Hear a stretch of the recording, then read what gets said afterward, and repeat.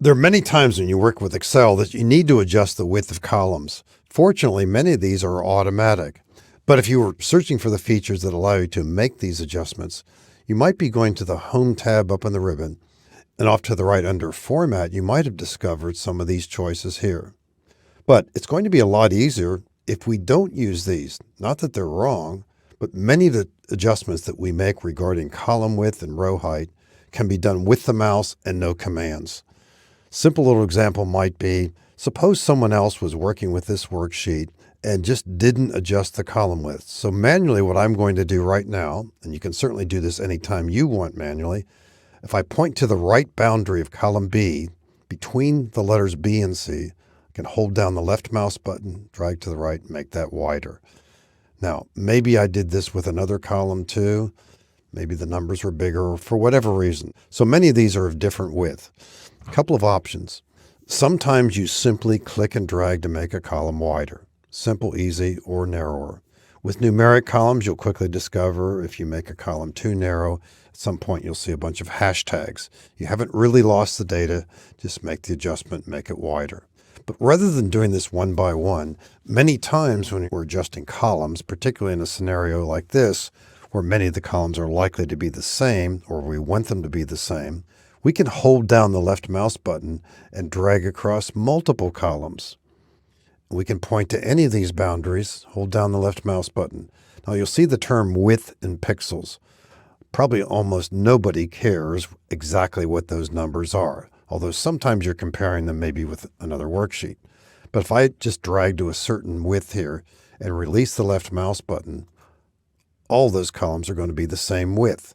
And sometimes you say, I might want to make all these wider. Okay, we'll make them all wider. If you want them all to be what we call auto fit, you double click a boundary.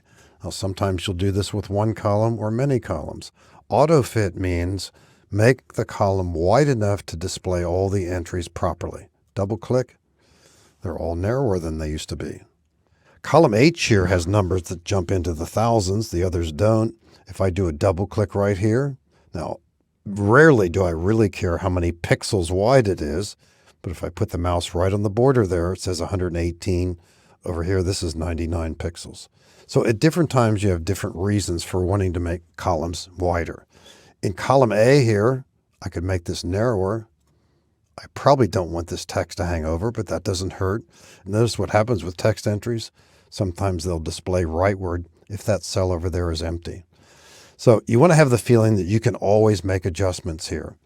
Rarely do you worry about row height. Now, if I click on this title here and use a larger font size, watch the row height or smaller font size adjust.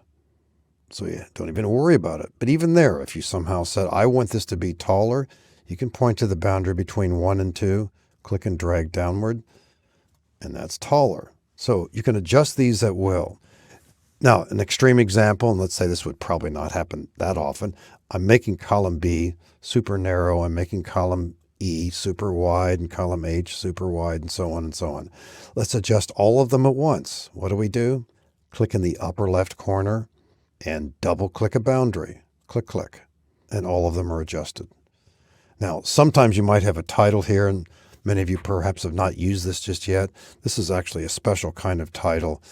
And it's in one giant cell, and that's unimpacted by these column adjustments. In other words, it gets ignored as we adjust these columns.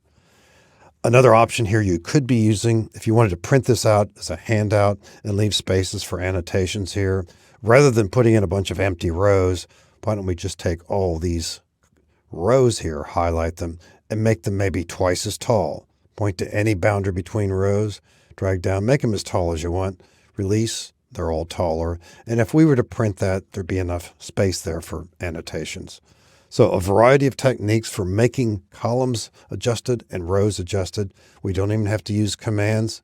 These various dragging, clicking, and double clicking techniques work just fine. And one more fix here. We want to return this more or less to normal. We'll click on the upper left corner, double click any boundary between row numbers. Click, click. There we are.